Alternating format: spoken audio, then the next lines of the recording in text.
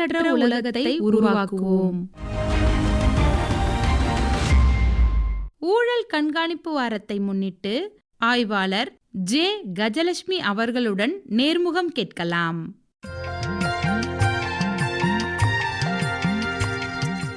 வணக்கம் நேயர்களே. இன்னைக்கு ஊழல் கண்காணிப்பு வாரத்தை முன்னிட்டு நம்ம நிலையத்துக்கு எண்ணுயிர் தோழி நிகழ்ச்சிக்கு ஒரு முக்கியமான பர்சன் வந்திருக்காங்க. அவங்க யாரு, என்ன ஏதுன்னு சொல்லி அவங்க கிட்டே கேட்டுடலாம். வணக்கம் மேம். வணக்கம் மேம். உங்களுடைய அறிமுகத்தை நேயர்களாகிய எங்களுக்கு உங்க வாயாலே சொல்லிருங்க. என்னுடைய பேர் கஜலட்சுமி. நான் காவல்துறையில் இருக்கேன். உங்கள் முன்னாடி நான் இப்போ இந்த ஊழல் தடுப்பு வாரத்தை முன்னிட்டு நேரலையில் கலந்துக்கிறதுல மிக்க மகிழ்ச்சி அடைகிறேன். இப்போ ஊழல்னு சொல்லும்போது இப்போ நிறைய இடத்துல நம்ம கேள்விப்படுறோம். எதை தொட்டாலும் ஊழல். தண்ணி பாட்டிலில் தொடங்கி பணத்தில் இருந்து உணவுப் பொருள்களில் இருந்து எல்லாத்துலேயுமே ஊழல் அப்படின்னு சொல்லி நடக்குது. இந்த ஊழலுடைய முக்கியத்துவம், ஊழல் அப்படின்றது என்ன அப்படின்றத முதல்ல டீட்டெயிலாக எங்களுக்கு நேயர்களுக்கு சொல்லிடுங்க மேம். ஊழல் அப்படின்னா என்னன்னு பார்த்தீங்கன்னா, நம்ம அன்றாட வருமானம்னு ஒன்று இருக்கு இல்லைங்களா? அது அரசு அதிகாரியாக இருந்தாலும் சரி, நார்மலாக சம்பாதிக்கிற நபர்களாக இருந்தாலும் சரி, தினந்தோறும் அவங்களுக்கு வருமானம்னு ஒன்று இருக்குது. அதை தாண்டி மிகைப்படுத்தி அவங்களுக்கு தேவை அப்படின்ற அந்த ஒரு நோக்கத்தில் வாங்குறதும் சரி, கொடுக்கறதும் சரி, ஒரு ஆதாயமாக ஒரு பொருளாவோ பணமாவோ நகையாவோ சொத்தாவோ எந்த வகையிலையாவது ஒரு நபருக்கு அதீத பொருளாதாரத்தை உண்டாக்குறதுக்காகவோ அல்லது வேற ஏதாவது ஒரு நோக்கத்துக்காகவோ கொடுக்கப்படுவதும் வாங்குவதும் ஊழல், அதாவது கையூட்டு அப்படின்னு நம்ம சொல்கிறோம். நாம ஏன் ஊழல் கண்காணிப்பு வாரத்தை கடைபிடிக்கணும்? அதனுடைய முக்கிய நோக்கம் என்ன மேம்? ஊழல் அப்படின்றது என்னன்னா, ஒரு நபரை அவருடைய அன்றாட வாழ்க்கையிலிருந்து சுரன்ற ஒரு விஷயமா தான் நம்ம கருதுறோம். குறிப்பா ரெகுலரா ஒருத்தருடைய வாழ்க்கை நடக்குது அப்படின்னா அதுல எந்த விதமான பிரச்சனையும் ஏற்பட போறதில்ல. அதை தாண்டி பொருளாதார ரீதியா அவங்க நிறைய பிரச்சனைக்கு எப்ப உள்ளாக போறாங்க அப்படின்னா, நெருக்கடிகள் உண்டாகும் போது. ஒரு நபர் சாதாரணமா எடுத்துட்டோம்னா கியூல நிக்கிறாங்கன்னு வச்சுக்கோங்களேன். இப்போ அவசர உலகத்துல நான் அதை தாண்டி முன்னாடி போகணும் அப்படின்ற அந்த ஒரு நோக்கத்துல அங்க ஒரு பிரைப் உருவாகுது. அது மட்டும் இல்லாமல் பொருளாதார நிலையில் கொஞ்சம் ஏற்றமாக இருக்கவங்க, நான் இப்போ என்னுடைய விஷயத்த உடனடியாக முடிச்சுக்கணும் அப்படின்ற அந்த ஒரு வகையில் எவ்வளோ வேணாலும் என்னால் கொடுக்க முடியும் அப்படின்னு சொல்லிட்டு பணத்தை கொடுத்து அடுத்தவங்களை ஊழல் குற்றவாளியாக உள்ளாக்குற சூழ்நிலையும் இப்போ இருந்துட்டு இருக்கு. குறிப்பாக சொல்லப்போனால் ஒரு பொருள் எடுத்துட்டோம் அப்படின்னா அதனுடைய ஆதாய விலை, விற்பனை விலை அப்படின்னு ரெண்டு விதமாக இருக்குது. ஆதாய விலைன்னு உற்பத்தி பண்ணுறவங்களுக்கு நியாயமாக கிடைக்கக்கூடிய கூலி தான் நம்ம ஆதாய விலைன்னு சொல்கிறோம். விற்பனை விலைன்றது அதை வாங்கி இன்னொருத்தர் விற்கிறாங்க இல்லைங்களா? அது நமக்கு கொஞ்சம் மிகைப்படுத்தி வைக்கலாம். ஒரே அடியாக அதிகமாக இப்போ நீங்கள் சொன்னீங்களே, உதாரணமாக தண்ணி பாட்டில இருந்து ஒவ்வொரு விஷயங்களுமே இந்த எக்ஸ்ட்ரா கமிஷன் அப்படின்னு நம்ம சொல்கிறோம்ல, அதுவே ஒரு வகையில் ஊழல் அப்படின்ற ஒரு விஷயத்துல தான் உள்ளடங்கி இருக்கு. முக்கிய நோக்கம் எதுக்காக அப்படின்னா, தான் நினைக்கிறத சாதிக்கணும். இந்த சமுதாயத்தில் நார்மலாக நம்ம வாழக்கூடிய வாழ்க்கையிலிருந்து பொருளாதார ரீதியாக நம்ம எப்படியாவது முன்னுக்கு வரணும். நம்மளுடைய குடும்ப பின்னணியும் சரி, குடும்ப நெருக்கடியும் சரி, எந்த வகையிலையாவது நம்ம வாழ்வாதாரத்தை மேம்படுத்தணும். தேவையில்லாத ஆடம்பர வாழ்க்கைக்கு நம்ம அடிமையான இந்த சூழ்நிலையில எப்படியாவது நம்ம காரியத்தை சாதிக்கணும் அப்படின்ற அந்த ஒரு சூழ்நிலையில தான் இந்த ஊழல் எல்லாமே நடைமுறையில இருந்துட்டு இருக்குங்க. நிறுவனங்கள்ல ஊழல் கண்காணிப்பு எவ்வாறு கடைபிடிக்கின்றன? எந்த மாதிரியான விழிப்புணர்வு ஏற்படுத்தப்படுது? நிறுவனங்கள் அப்படின்னு மட்டும் நம்ம எடுத்துக்க வேண்டாம். பொதுவாகவே எல்லா இடங்கள்லையுமே ஊழல் கண்காணிப்பு குழு அப்படின்னு சொல்லியே இருக்கு.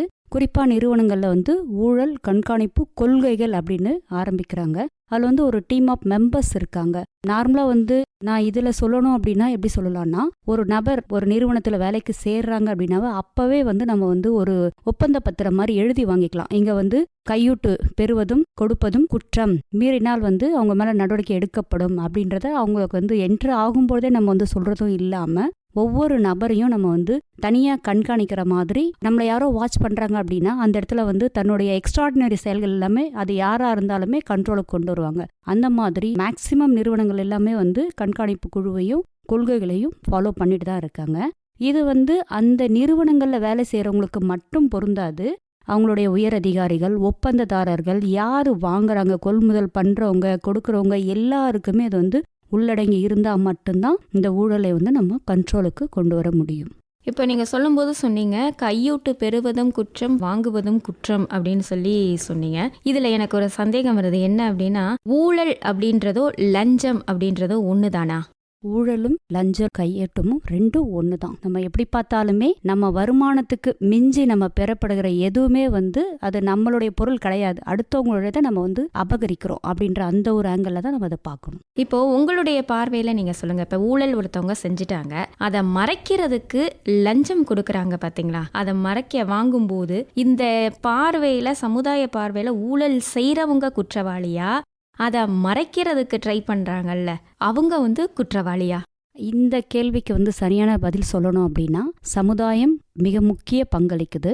அது மட்டும் இல்லாம சமுதாயத்தில் இருக்கிற நபர்களுக்கு நம்ம தான் அங்கீகாரம் கொடுக்குறோம். ஒரு நபர் மறைக்கப்படுறாங்க அப்படின்னா அதுக்கான ஒரு இடம், ஸ்பேஸ் இருக்கிறதுனால தான் அவங்க அந்த செயலை செய்யறாங்க. அதனால ஊழல் அப்படின்றது எங்க செஞ்சாலுமே அது குற்றம் அப்படின்றது கண்டிப்பா இருந்துச்சு அப்படின்னா ஊழலை நம்ம எல்லா இடங்களுமே தடுத்துடலாம். 2 பேர் இப்ப ஊழல் செஞ்சுட்டாங்க, அதை நான் மறைக்கிறேன்னு சொல்லி லஞ்சமா வாங்குறாங்கல்ல, 2 பேர் மேலேயும் நடவடிக்கை கண்டிப்பா 2 பேர் மேலேயும் நடவடிக்கை எடுத்தால் மட்டும்தான் நம்ம ஊழலை கட்டுப்படுத்த முடியும்.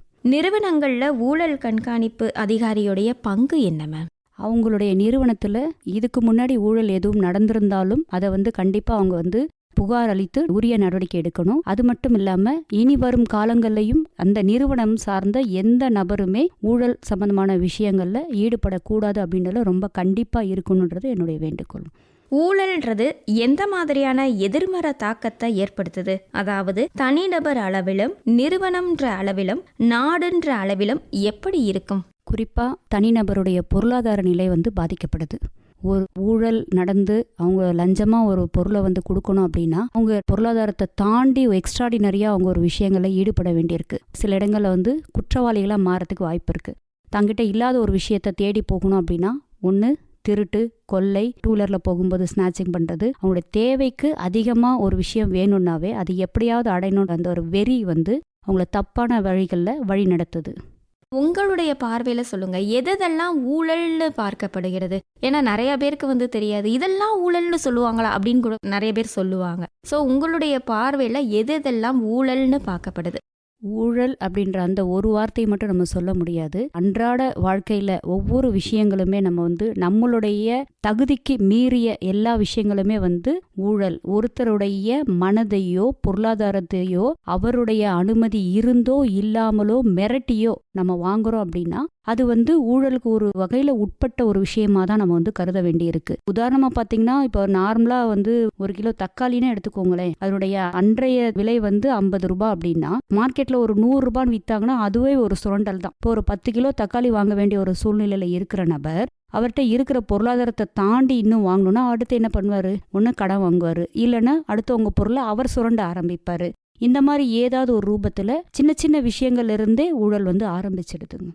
ஒரு தனிநபர் அவங்களுடைய மதிப்பு இவ்வளவுதான் இருக்கும்போது அவங்களுடைய தகுதி, படிப்பு, அந்த இதுக்கு மேல ஒருவர் சொத்து சேர்த்திருக்கும் போது அவங்களுக்கு இது ஊழல் அப்படின்றது அடங்குமா? நார்மலாவே நம்ம என்ன நினைக்கிறோம்னா ஊழல்னா சும்மா ஒரு வரதட்சணையை எடுத்துப்போமே, வரதட்சணை கொடுப்பதும் வாங்குவதும் குற்றம் அப்படின்னு வரதட்சணை தடுப்பு சட்டம்னு இருக்கு. அதே மாதிரிதான் நமக்கு இப்போ ஊழல் தடுப்பு சட்டம் அப்படின்னு இருக்கு. இது எந்த அளவுக்கு நம்ம மக்கள்கிட்ட போய் ரீச் ஆகுதோ அந்த அளவுக்கு தான் இது தடுக்கப்படுது. இப்போ நிறைய இடங்கள்ல யாருமே தைரியமா நீ வரதட்சணை கொடுன்னு கேட்கறதே கிடையாது. ஏன்னா தண்டனை மிக கடுமையா இருக்குன்னு எல்லாருக்குமே இப்ப நல்லா தெரிய ஆரம்பிச்சு. அதே மாதிரி சட்டம் நம்ம ஒவ்வொருத்தருக்கும் இது சம்பந்தமா விழிப்புணர்வு அப்படின்ற ஒரு விஷயம் நடந்துச்சு அப்படின்னா கண்டிப்பா ஊழலும் ரொம்ப கட்டுப்பாட்டுக்குள்ள வர முடியும். மெயினா செல்ஃப் டிசிப்ளின் ரொம்ப தேவை. நம்மளுடைய வருமானம் என்ன, நம்ம நம்மள மீறி அடிஷ்னலா தேவைப்படுற ஒவ்வொரு விஷயங்களுமே அடுத்தவங்களுடைய வாழ்வாதாரத்தை பாதிக்குது அப்படின்னு ஒவ்வொருத்தரும் உணர்ந்தாவே போதும், இந்த ஊழல்ன்ற ஒரு வார்த்தை இல்லாமலே போயிடும். இப்போ ஒரு இடத்துல ஊழல் நடக்குது அப்படின்னு சொல்லி நேர்மையாகவும் துணிச்சலாகவும் புகார் கொடுக்க வராங்கன்னு வச்சுக்கோங்களேன், அவங்களுடைய விவரங்களை எப்படி பாதுகாப்பாங்க? ஏன்னா வெளியில தெரிஞ்சா தனக்கு பிரச்சனையாகுமோ நிறைய பேர் தெரிஞ்சதை வெளியில சொல்ல மறைப்பாங்க. இதையும் தாண்டி சமுதாயத்துல ஒரு சில நபர் இங்க ஊழல் நடக்குது, சமுதாயத்துல ஒரு குற்றம் நடக்குது, அடுத்தவங்க பாதுகாக்கணும்ன்ற தைரியத்தோட சொல்லும் போது அவங்களுடைய விவரங்கள் பாதுகாக்கப்படுமா? அது எந்த வகையில பாதுகாக்கப்படும்ன்ற விளக்கத்தை சொல்லுங்க மேம். கண்டிப்பா இன்ஃபர்மேஷன் யார் கொடுக்குறாங்களோ அவங்களுக்கு பாதிப்பே வரக்கூடாது அப்படின்ற ஆங்கிளில் தான் நம்ம ஃபோக்கஸ் பண்ணிட்டு இருக்கோம். அவருடைய ரகசியங்கள் பாதுகாக்கப்படும். யார் புகார் அளிக்கிறாங்க அப்படின்றது வெளியில தெரியாத அளவுக்கு தான் பாதுகாப்பாக தான் இருக்கும். அதே மாதிரி இந்த கையூட்டு பெறுவது வந்து குற்றம்னு எல்லாருக்கும் தெரியும். எங்கேயாவது ஊழல் நடக்குது அல்லது லஞ்சம் வந்து கொடுக்குறாங்க, கையூட்டு வாங்குறாங்க அப்படின்னா அதுக்கு புகார் அளிக்கிறதுக்காகவே தனியாக ஹெல்ப்லைன் நம்பர்ஸ் இருக்குது. அதாவது 1064 1064 அப்படின்றது இருக்குது. அதே மாதிரி விழிப்புணர்வு அழைப்பு எண் வந்து 1965 அப்படின்னு இருக்கு. நம்ம அதுலேயும் புகார் அளிக்கலாம். ஊழல் தடுப்பு பிரிவு அப்படின்றது என்னன்னா, ஊழல் மற்றும் லஞ்ச ஒழிப்பு நடவடிக்கையில் ஈடுபடும் நபர் மீது அரசு எடுக்கும் ஓர் அமைப்பு அப்படின்னு நம்ம சொல்லலாம். பல மாநிலங்கள்ல வந்து குறிப்பா தமிழ்நாட்டில் வந்து மத்திய அரசின் மாதிரியை பின்பற்றி இது வந்து அமைக்கப்பட்டிருக்கு. 1947 வந்து ஊழல் கண்காணிப்பு சம்பந்தமா வந்து நம்ம நடைமுறையில சட்டத்தை கொண்டு வரணும் அப்படின்னு கொண்டு வந்திருந்தாங்க. இப்ப இந்த சட்டமானது ஊழல் தடுப்பு சட்டம் 1988 அதன் கீழே வந்து நம்ம இப்ப செயல்பட்டு இருக்கு. அதுக்கப்புறமா அமெண்ட்மெண்ட் ஆக்ட் வந்து 2018 கொண்டு வந்திருக்காங்க. சந்தானம் குழுவின் பரிந்துரையின் பேர்ல தான் மத்திய அரசு வந்து 1964 வந்து ஊழல் தடுப்பு சம்பந்தமா விழிப்பு பணி ஆணையத்தை வந்து அமைச்சது. அதுக்கப்புறமா அதை தொடர்ச்சியா 1965 தான் தமிழ்நாட்டில் வந்து ஊழல் தடுப்பு கண்காணிப்பு இயக்குனர் தலைமையில வந்து ஆணையரா நியமிச்சு அரசுக்கு வந்து அவங்க வந்து தனிப்பட்ட ஊழல் வழக்கு சம்பந்தமாகவும் பொது சேவைகள்ல ஊழல் ஆகியவற்றை பொறுத்தும் வெளிச்சத்துக்கு கொண்டு வரத்துக்காக அரசுக்கு பரிந்துரைகள் செய்கிற வழிமுறைகள் தொடர்பாக ஆலோசனைகளை வழங்கி வந்ததுங்க. விழிப்பு பணி ஆணையத்தின் பணிகள் அப்படின்னு சொன்னோன்னா, முறையற்ற அல்லது ஊழல் நோக்கங்களுக்காக தனது அதிகாரங்களை பயன்படுத்துறது அல்லது அதிகாரங்களை பயன்படுத்துவதை தவிர்க்கிறது, அரசு பணியாளர் பற்றிய எந்த ஒரு தகவல் குறித்தும் விசாரணையை மேற்கொள்வதற்கும் விசாரணைக்கான காரணம் புலன் விசாரணை மேற்கொள்வது ஆகியவற்றை வந்து இந்த ஆணையம் வந்து தனது எல்லைக்கு வரம்புக்குள்ள என்னென்ன விஷயங்கள் பண்ணணுமோ அது எல்லாமே வரையறுத்து சொல்லப்பட்டிருக்கு. பொது நிர்வாகத்தில் வந்து ஊழலை கையாளுவது தொடர்பான முதல் நடவடிக்கையா ஊழல் தடுப்பு மற்றும் கண்காணிப்பு துறையை வந்து தமிழ்நாடு அரசு அமைச்சது. மனிதவள மேலாண்மை துறையின் கட்டுப்பாட்டுக்கு கீழே வந்து இது வந்து செயல்பட்டு இருக்கு. இதன் முக்கிய பணிகள் அப்படின்னு பார்த்தோம்னா, அரசு பணியாளருக்கு எதிராக விசாரணை மற்றும் புலனாய்வு விவரங்கள் தொடர்பான விசாரணைகள், புலனாய்வு முடிவுகள் குறித்த அறிக்கைகளை மேற்கொண்டு மேல் நடவடிக்கை எடுப்பதற்கும் விழிப்பு பணி ஆணையருக்கு வந்து அனுப்பப்படுகிறது. இது வந்து தமிழ்நாட்டில் வந்து முதல் 4 மாவட்டங்களில் உருவாக்குனாங்க. அதுக்கப்புறம் ஒரு 4 மாவட்டங்கள் அப்படின்னு உருவாக்கி இப்போதைக்கு 36 மாவட்டங்களில் வந்து விழிப்பு பணி ஆணையரகம் இயங்கிட்டு இருக்குங்க. அதாவது சமுதாயத்துடைய பாதுகாப்புக்காக இந்த விழிப்புணர்வு இப்போ நீங்கள் சொல்லக்கூடிய அந்த எண்ணுக்கு நீங்கள் கால் பண்ணி சொன்னோம்னா ஊழல் சம்பந்தமான ஆக்ஷனுக்கு புகார் எடுப்பாங்க. யார் புகார் அளிக்கிறாங்க அப்படின்றத விட அந்த புகார் வந்து உண்மைதானா அப்படின்றத முதல்ல ஆய்வு பண்ணுவாங்க. பொய்யான புகார்லாம் நிறைய இடங்கள கொடுக்கப்பட்டிருக்கு. அதனால உண்மைதானா அப்படின்றத கண்டறிஞ்சு அதுக்குன்னு இப்போ வந்து ப்ரிலிமினரி என்கொயரி நம்ம கேள்விப்பட்டிருக்கோம் இல்லைங்களா, முதற்கட்ட விசாரணை. இப்போ யார் அனுப்புறாங்களோ அவங்க வந்து அதை வந்து ஆடியோ ரெக்கார்டோ வீடியோ ரெக்கார்டோ பண்ணிட்டு உண்மைத்தன்மையை வந்து அவங்க கன்ஃபார்ம் பண்ணிட்டு தான் அதுக்கப்புறம் நடவடிக்கையை மேற்கொள்வாங்க. இன்னும் சொல்லப்போனால் நீங்கள் வந்து இப்போது லஞ்சம் கொடுக்குறாங்க வாங்குறாங்க அப்படின்னு நம்ம கேள்விப்பட்டிருக்கோம் இல்லைங்களா. சில அரசு அலுவலகங்களையும் சரி பொது நிறுவனங்களையும் சரி லஞ்சம் கொடுக்குறாங்க அப்படின்னு அவங்களுக்கு தகவல் தெரிய வந்துச்சு அப்படின்னா, ரசாயனம் கலந்த ரசாயன ரூபாய் நோட்டுகள் இவ்வளோ வந்து பணம் கேட்குறாங்க அப்படின்றது ஒரு புகாராக வந்துச்சு அப்படின்னா, யாரு பாதிக்கப்பட்டிருக்காங்களோ அவங்க கிட்ட கொடுக்குற அந்த பணத்தில் ரசாயன கலவையை பூசி கொடுத்து அனுப்புவாங்க. மறைமுகமாக கண்காணிச்சு அந்த பணத்தை கொடுக்கும் பொழுது அவங்க யார் வாங்குறாங்களோ அவங்க கையில் அது ரீச் ஆனதுக்கு அப்புறமா கையும் களவுமா பிடிச்சாங்க நம்ம கேள்விப்பட்டிருக்கோம் இல்லைங்களா. அந்த மாதிரி அவங்க கையிலேருந்து அந்த ரசாயனம் தடவிய அந்த நோட்டை பார்த்தா இவங்க வாங்கினது உண்மைன்னு ஊர்ஜிதப்படுத்துவாங்க. அதை பேஸ் பண்ணி அடுத்த கட்ட நடவடிக்கைகள் எடுக்க ஆரம்பிப்பாங்க. நிறைய திரைப்படத்திலலாம் இந்த மாதிரியான காட்சிகள் இடம்பெறும். நிச்சயமா நடைமுறையில் திரைப்படங்கள் மூலயமா தான் நிறைய விஷயங்கள் எல்லாருக்குமே ரீச் ஆகுதுங்க. ஒவ்வொரு நிறுவன ஊழியரும் எப்படி விழிப்புணர்வோடு இருக்கணும், அதில் நிறுவனங்களுடைய பங்கு எந்த மாதிரி இருக்கும்? முதல்ல நமக்கு இதில் செல்ஃப் டிசிப்ளின் ரொம்ப முக்கியம். நான் வந்து லஞ்சம் வாங்க மாட்டேன், லஞ்சம் கொடுக்க மாட்டேன் அப்படின்னு ஒவ்வொருத்தருமே நினைச்சோம் அப்படின்னாவே நம்ம இந்த சமுதாயத்தும் சரி நிறுவனமும் சரி ஊழல் இல்லா ஒரு நிறுவனமாகவும் சமுதாயமாகவும் இருக்கிறதுக்கு வாய்ப்புகள் அதிகமாக இருக்குது. இதை தாண்டி நிறுவனங்களில் வந்து அங்கங்கே வந்து விழிப்புணர்வு பதாகைகள் ஒட்டி வைக்கலாம். இங்கே வந்து லஞ்சம் கொடுப்பது தவிர்க்கப்படுகிறது, லஞ்சம் வாங்குவதும் கொடுப்பதும் குற்றம். நம்ம அங்கங்கே பார்த்துருப்போம், போஸ்டர்ஸ்லாம் அங்கங்கே ஒட்டி வச்சுருப்பாங்க. பார்த்த உடனே ஓ இங்கே வந்து நம்ம கொடுத்தோன்னா மாட்டிப்போம் அல்லது வாங்கினா மாட்டிப்போம் அப்படின்ற அந்த ஒரு எச்சரிக்கை மணி அவங்க மனசில் வந்து அலாரமாக அடிக்க ஆரம்பிக்கும். நார்மலாக ஒரு குற்ற செயலில் ஈடுபடுறதுக்கும் இப்போ சிசிடிவி கேமராவை பார்த்தாவே அங்கே அஃபென்ஸ் பண்ணக்கூடாது அப்படின்னு அவங்க ஒரு மனநிலை யாரோ நம்மளை கண்டுபிடிச்சிடறாங்கன்றிருக்கு இல்லைங்களா, அந்த மாதிரி அவங்களுக்கு ஒரு பயத்தை உண்டாக்குனாவே ஆட்டோமேட்டிக்காக இது குறைய வாய்ப்பு அதிகமாக இருக்குது. அது மட்டும் இல்லாமல் அவங்களுக்கு நான் ஒன்று சொன்ன மாதிரி தான் என்ரோல் ஆகும் பொழுதே ஒரு கட்டுப்பாட்டை அவங்களுக்கு நியமிச்சுட்டு இந்த கம்பெனியில் நீங்கள் இந்த மாதிரி எல்லாம் பண்ணக்கூடாதுன்ற ஒரு அஷூரன்ஸ் வாங்கிட்டோன்னா நிறைய நம்ம கண்ட்ரோல் பண்ண முடியும். ஒவ்வொரு மனுஷனும் கேட்டால் எனக்கு அந்த மாதிரியான சூழல் வந்துருச்சுப்பா, நான் வேற வழி தெரியாமல் நான் பண்ணிட்டேன், நான் பண்ணணும்னு நினைக்கல, எனக்கு இந்த மாதிரியான சூழல் உருவாயிடுச்சு, அதனால பண்ண வேண்டிய நிர்பந்தம் வந்திருக்குன்னு தான் செய்கிற குற்றத்தை சூழல் மேலே போடுவாங்க. இப்படி நிறைய பேர் பேசி கேள்வியும் பட்டிருப்போம். அப்படியான ஒரு சூழல் பொதுவாக எந்த மாதிரியான சூழல் ஊழலுக்கு வழிவகுக்குது? நியாயமாக வேலையில்லா திண்டாட்டத்தை நம்ம இதை குறிப்பாக சொல்லலாம். அதாவது குடும்ப சூழ்நிலை பொருளாதார ரீதியாக ஒவ்வொருத்தருமே பின்தங்கி இருக்கிற நிலையில் நம்மளுடைய குடும்பத்தில் இருக்கிற நெசசிட்டியான ஒரு தேவை, ஃபார் எக்ஸாம்பிள் அவங்களுடைய சிஸ்டருடைய மேரேஜோ அல்லது தனக்கான மேரேஜோ எக்ஸ்பென்ஸ் கொஞ்சம் அதிகமாக ஆகும் பொழுது அவர் வேலை பார்க்குறாரு, திடீர்னு ஒரு ஆஃபர் வருது, இதை நீங்கள் பண்ணிங்கன்னா எனக்கு உங்களுக்கு நான் இவ்வளோ கொடுக்குறேன் அப்படின்னு சொல்லும் பொழுது அவருடைய அந்த சூழ்நிலை அவர் அதை ஓகே செஞ்சு தான் பார்க்கலாமே அப்படின்ற ஒரு கண்ணோட்டத்துக்கு அவர் தள்ளப்படுகிறார். பொருளாதார ரீதியான சூழல் அவருக்கு குடும்ப ரீதியாக அமைய வாய்ப்பு இருக்குது. இந்த ஸ்டாட்டிஸ்டிக் அப்படின்னு நம்ம சொல்கிறோம்ல, அதாவது என்ன சொல்கிறோன்னா இந்த சமுதாயத்தில் நம்ம அந்தஸ்தை உயர்த்தி காமிக்கணும். இதுக்கெல்லாம் நிறைய எக்ஸாம்பிள் என்ன சொல்லணும்னா, அவன் நல்லா வாழறான், நம்ம எதுவுமே வாழலை. நம்ம சுற்றி இருக்கவங்க சொல்லுவாங்க, பாரு உன் கூட தான் அவன் சேர்ந்தான், அவன் இப்போவே கார் வாங்கிட்டான், பைக் வாங்கிட்டான், நீ டெய்லி வண்டியில் போகிற ஆட்டோவில் போகிற அப்படின்னும் பொழுது பொருளாதார ரீதியாக நம்ம ஏன் இன்னும் பின்தங்கி இருக்கோம் அப்படின்றத மேம்படுத்தணுன்ற அந்த ஒரு உந்துதல் மனசுக்குள்ளே ஆல்ரெடி ஆழமாக இருக்கும் பொழுது சூழ்நிலை அமைந்தால் சூழ்நிலை கைதியாக சில நேரங்களில் இந்த மாதிரி வாய்ப்புகள் இருக்குங்க. அதாவது நம்ம இவ்வளோ நாளாக நல்லவனாக வாழ்ந்து பார்த்துட்டோம், இந்த ஒரு முறை யார் யாரோ எவ்வளவோ பண்ணுறாங்க, இந்த ஒரு முறை நம்ம பண்ணால் தவறாக ஆகிட போகுது அப்படின்ற ஒரு செல்ஃப் டிசிப்ளின் இல்லாமல் பண்ணுறதுடைய விளைவுகள் தான் இந்த ஊழல். நிச்சயமாக இந்த மாதிரி விஷயங்களில் திரைப்படங்களில் நிறைய தெளிவாகவே சொல்லியிருப்பாங்க. திடீர்னு மாட்டுவார், அன்னைக்குன்னு பார்த்தா அவர் ஃபேமிலியோட அப்படியே கண்ணெதிரெல்லாம் நிற்கிற மாதிரி இருக்கும், திடீர்னு மாட்டிப்பார். அந்த மாதிரி விஷயங்கள் நிறைய நடந்திருக்கு. ஒரு நிறுவனத்தில் தலைமை பொறுப்பில் இருக்கிறவங்க தான் கம்பெனியில் ஊழல் நடக்கக்கூடாது அப்படின்னா அவங்க என்ன மாதிரியான நடவடிக்கைகள்லாம் மேற்கொள்ளலாமே? நார்மலாக ஒரு விஷயம் நடக்கக்கூடாது அப்படின்னா நமக்கு மிக முக்கிய ஆயுதமே விழிப்புணர்வு தான். இப்போ ஜென்ரல் மீட்டிங் நடக்குது இல்லைங்களா, அந்த மாதிரி நேரங்களில் நம்ம இதையும் ஒரு அஜெண்டா மாதிரி வச்சுக்கிட்டு ஒவ்வொரு மாதாந்திர மீட்டிங் நடக்கும் பொழுது நம்மளுடைய நிறுவனம் நல்லபடியாக இயங்கணும், இல்லை ஊழல் இல்லா ஒரு நிறுவனமாக நம்ம பேர் எடுக்கணும் அப்படின்னு அவங்க முன்னுரிமை கொடுத்தாவே போதும்.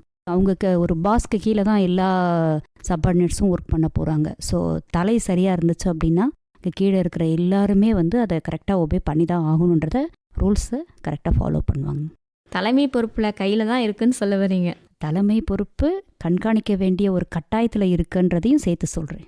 ஏன்னா அந்த நிறுவனத்தில் வேலை செய்கிற ஒரு நபர் வாங்கினா கூட அந்த நிறுவனத்தின் தலைமை வரைக்கும் அது பாதிப்பு உள்ளாகுது. அவரை ஒருத்தரை மட்டும் சார்ந்த ஒரு விஷயம் கிடையாது. அதனால் நம்ம தலைமை அடிஷ்னலாக அதை ரெஸ்பான்ஸ் எடுக்கணுன்றதை நான் சொல்கிறேன்.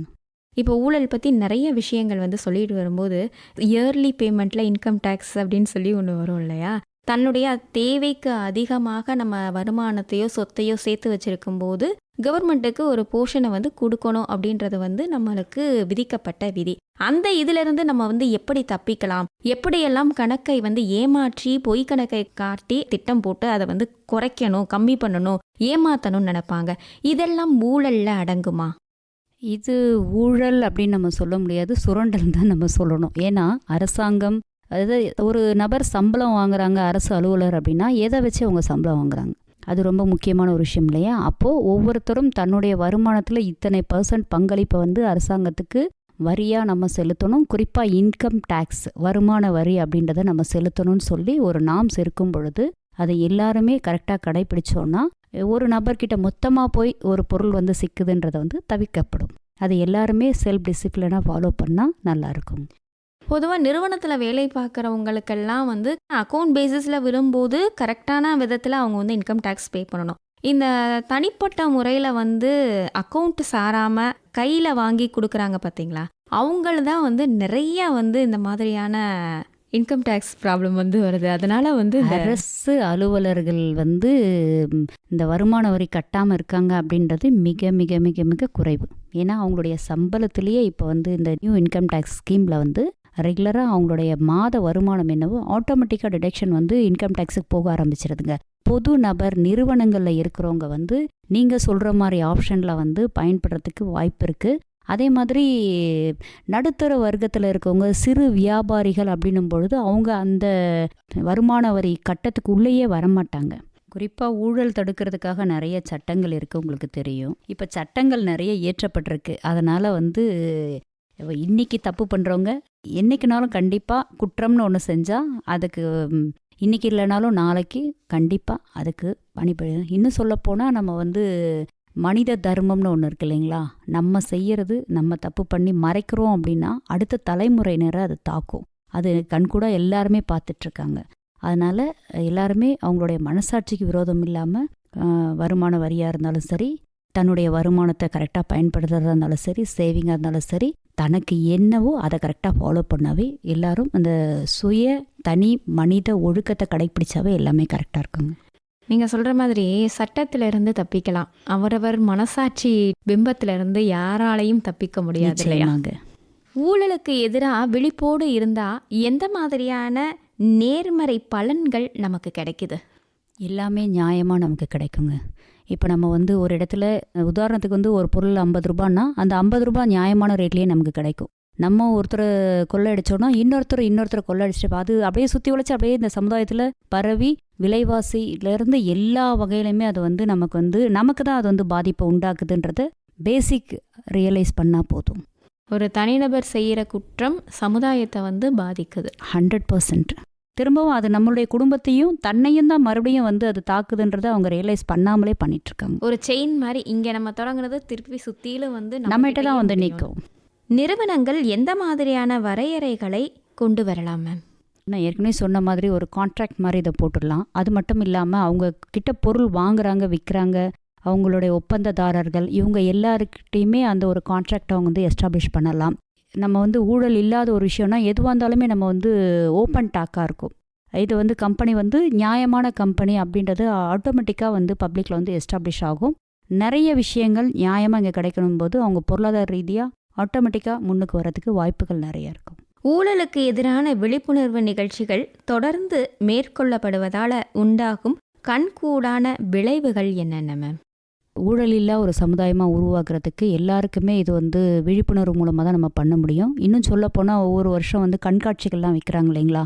அதில் வந்து ஸ்பெஷலாக ஊழல் விழிப்புணர்வு சம்மந்தமாகவே ஒரு பேனர், பதாகைகள், அதே மாதிரி இந்த சிறு சிறு திரைப்பட விமர்சனங்கள், இந்த மாதிரி நிறைய விஷயங்கள் நம்ம வந்து கொடுக்கறதுனால நிறைய பேருக்கு வந்து ரீச் ஆகுது.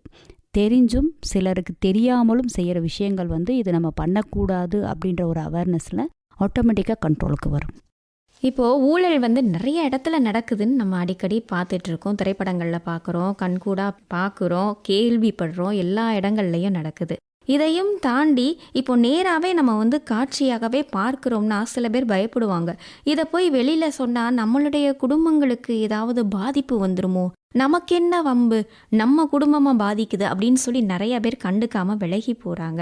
அவங்க வந்து முன்ன வந்து சொல்லணும் அப்படின்னா அவங்களுக்கு எந்த மாதிரியான பாசிட்டிவ் வேர்ட்ஸ் வந்து நீங்கள் சொல்லுவீங்க மேம்? ஊழல் அப்படின்றது வந்து தனி நபரை சார்ந்த ஒரு விஷயம் கிடையாது. இது சமுதாயத்தை மிக அதிக அளவில் தாக்குது. அப்படி இருக்கும் பொழுது உங்களுக்கு அந்த இடத்துல பயமாக இருந்தாலும் தைரியமாக ஹெல்ப்லைன் நம்பர்ஸ் இருக்கு இல்லையா, அதுக்கு நீங்கள் கால் பண்ணி இன்ஃபார்ம் பண்ணாவே போதும். உங்களுடைய விவரங்கள் வெளிவராமல் தேவையான விஷயங்கள் உரிய நடவடிக்கை மூலமா சரி செய்யப்படும். அந்த ஹெல்ப்லைன் நம்பரை மீண்டும் ஒரு முறை சொல்லுங்கள் மேம். நம்ம வந்து புகார் கொடுக்கணும் அப்படின்னா 1064 இது ஒரு ஹெல்ப்லைன் நம்பர். அதே மாதிரி 1965 அப்படின்ற இந்த 2 ஹெல்ப்லைன் நம்பரில் நீங்கள் தாராளமாக புகார் அளிக்கலாம். தமிழ்நாட்டில் சென்னையில் வந்து ஆலந்தூர்ன்ற இடத்துல வந்து இதுக்கான இயக்குநரகம் இருக்குது. ஆல் ஓவர் தமிழ்நாடு 44 இடங்களில் வந்து துணை பிரிவுகள் வந்து செயல்பட்டுருக்கு. இன்னும் சொல்லப்போனால் 2011 ஊழல் சம்பந்தமான வழக்குகளை துரிதப்படுத்தி விசாரணை பண்ணுறதுக்காகவே சிறப்பு நீதிமன்றங்களுக்கு அந்த அந்தஸ்து வழங்கி விரைவில் நீதி வழங்க ஆவண செய்யப்படுகிறது. இப்போ நீங்கள் சொன்ன ஹெல்ப்லைனில் எந்த விதமான ஊழல்னாலுமே நம்ம தெரிவிக்கலாமா மேம்? நீங்கள் தெரிவிக்கும் பொழுது அந்தந்த துறைகளுக்கு அது ஆட்டோமேட்டிக்காக இந்த ஹெல்ப்லைன் நம்பர் மூலயமா உண்மைத்துவத்தை அறிஞ்சு நடவடிக்கை எடுக்கிறதுக்கு வாய்ப்புகள் இருக்குங்க. இப்போ நிறுவனத்துல வேலை பார்க்குறவங்க ஏதோ ஒரு வகையில ஊழல் செஞ்சுட்டாங்க, அதை கண்டுபிடிச்சிட்டாங்க அப்படின்னா நிறுவன மேலதிகாரிக்கு அவரை வேலை விட்டு தூக்கக்கூடிய அதிகாரம் இருக்கிறதா? நிறுவனம் அப்படின்னும் பொழுது அவங்களுடைய சபார்டினேட்டை அவங்க வேலையை விட்டு தூக்குறதுக்கான அதிகாரம் கண்டிப்பாக அவங்களுக்கு இருக்குங்க. அப்படி அவங்க போகும்போது அவங்களுக்கு அந்த நோட்டீஸில் அவங்களுக்கு அடுத்த கம்பெனியில் வேலை பார்க்க முடியாத அளவுக்கு அதில் மார்க் பண்ணிடுவாங்களா? அவங்க செய்யற குற்ற செயலை பொறுத்துங்க. அது முதன்மை நபருடைய பெருந்தன்மை மனோநிலையை பொறுத்து தான் இருக்குங்க. குறிப்பாக ஒரு காவல்துறையில் ஒரு குற்ற வழக்கில் சம்மந்தப்பட்டாங்க அப்படின்னா அவங்க வேறு எந்த ஒரு அரசு அலுவலகங்களையும் வேலை செய்ய முடியாத ஒரு சூழ்நிலையில் ஆட்டோமேட்டிக்காக அவங்களுக்கு பேக்ரவுண்ட் ஹிஸ்ட்ரியாக அது அமைஞ்சிரும். அதே மாதிரி தான் அந்த நிறுவனம் நினைத்தால் அவருடைய குற்ற செயலில் பங்களிப்பு எவ்வளோ இருக்கோ அதை பொறுத்து ஒருவேளை நம்ம இப்போ சொன்னோம் இல்லைங்களா, இதுக்காக தீர்ப்பு ஆணையங்கள் இருக்குது, நீதிமன்றங்கள் இருக்குன்னு, அவங்களுடைய குற்றம் உண்மைதானா இல்லையா, நீங்கள் சூழ்நிலை கைதியாக சில நேரங்களில் இருப்பாங்க இல்லைங்களா, உடந்தையாக இருப்பாங்க, இந்த மாதிரி ஒரு விஷயம் நடந்திருக்குன்னு தெரியும், ஆனால் என்னால் புகார் அளிக்க முடியல, ஏன்னா அது சூழ்நிலை, அவன் என் நண்பனாக போயிட்டான், அந்த மாதிரி ஏதோ ஒரு ரீசனால் அவர் ஒரு குற்றவாளியாக அந்த இடத்துல உடந்தையாக இருக்கிறாரு அப்படின்னா அவரை மன்னிக்கும் அதிகாரமும் நீதிமன்றத்திற்கு உண்டு. இப்போ நீங்கள் சொல்கிற மாதிரி மேலதிகாரியுடைய பெருந்தன்மை அவங்களுடைய பண்பு அதை பொறுத்து தான் அமைதுன்னு சொன்னீங்க. இப்போ சின்ன சின்ன ஊழலுக்கு சரி, இப்போ மிகப்பெரிய அளவில் ஊழல் நடக்குது, நீதிமன்றம் வரைக்கும் போகுது அப்படின்னா நீதிமன்றங்களில் பொதுவாக தீர்ப்பு கொஞ்சம் டிலே ஆகும்னு சொல்லுவாங்க. இந்த ஊழலை பொறுத்த வரைக்கும் அவங்களுடைய தீர்ப்பு எத்தனை வருடத்திற்குள் அது தீர்ப்பாகும் மேம்? நார்மலாக குற்றம் அப்படின்னா கண்டிப்பாக அது புகார் அளிக்கணும், அதில் எந்த மாற்றமும் இல்லை. ஏன்னா ஒரு குற்றத்தை நம்ம மறைக்கிறதுக்கு 1000 குற்றங்கள் பின்னாடி நம்ம செஞ்சுட்டே இருக்க வேண்டிய ஒரு சூழ்நிலையாக போயிடும். இந்த மாதிரி நிறுவனத்தில் இருக்கிற முதன்மை அதிகாரி ஒரு நபரை மன்னித்தால் அடுத்தடுத்து ஒவ்வொருத்தரையும் அவர் மன்னிச்சுட்டு போயிட்டே இருந்தாங்கன்னா அவரும் ஒன் ஆஃப் த உடந்தை குற்றவாளியாக தான் சட்டம் கருதும். அதனால் அவங்க நிறுவனத்தில் ஏதாவது ஒன்று நடந்தது அப்படின்னா அவர் புகார் அளிக்கிறது தான் ரொம்பவே நல்லது. அது மட்டும் இல்லாமல் இந்த வழக்குகளை விரைந்து முடிக்கிறதுக்காக தான் இப்போ சிறப்பு நீதிமன்றங்களை அரசு உருவாக்கி இருக்கு. அது மூலமா வழக்குகள் விரைவில் முடிக்கப்படுகிறது. நீதிமன்றத்துக்கு மன்னிக்கிற அதிகாரமும் இருக்கு. அதே சமயம் தண்டனைகள் அப்படின்னும் பொழுது சட்டத்துல குறிப்பிட்டு சொல்லப்பட்டிருக்கிற அந்த தண்டனைகள் இன்னார் இந்த தப்ப பண்ணாங்கன்னு அதிகாரப்பூர்வமா எவிடன்ஸோட எல்லா விஷயங்களும் அவங்களுக்கு இருக்கு அப்படின்னா கண்டிப்பா தண்டனை உண்டு. அதுவும் சொல்ல போனா இந்த வழக்குகள்ல குறைந்தது 2 வருடங்கள்ல இருந்து 7 வருடங்கள் வரைக்கும் அபராதமும் சேர்த்து தண்டிக்கக்கூடிய விதத்துல தண்டனைகள் இருக்கு. இவ்வளோ நேரம் அழகா ஊழல்னா என்ன, எந்தெந்த செயல்லாம் ஊழலுக்கு வரும், அதுக்குண்டான விழிப்புணர்வு என்ன, அதற்குண்டான சட்டங்கள் என்ன, மக்கள் எப்படி சமுதாயத்தில் நடந்துக்கணும், ரொம்பவே அற்புதமா பேசுனீங்க மேம். எங்கள் நிலையத்துக்கு எண்ணுயிர் தோழி நிகழ்ச்சிக்கு பெருமைப்படுத்தின உங்களுக்கு நன்றி மேம். ஊழல் தடுப்பு விழிப்புணர்வு சம்பந்தமான வாரத்தின் கலந்துரையாடல் நிகழ்ச்சியில் என்னை பங்கு கொள்ள அழைத்தமைக்காக ஆகாஷவாணி சென்னை வானொலிக்கு எனது நன்றியினை தெரிவித்துக் கொள்கின்றேன். நன்றி, வணக்கம்.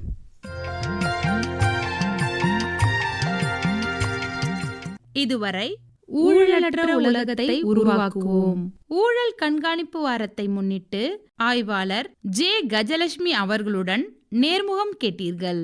உடன் உரையாடியவர் பி ஷாலினி.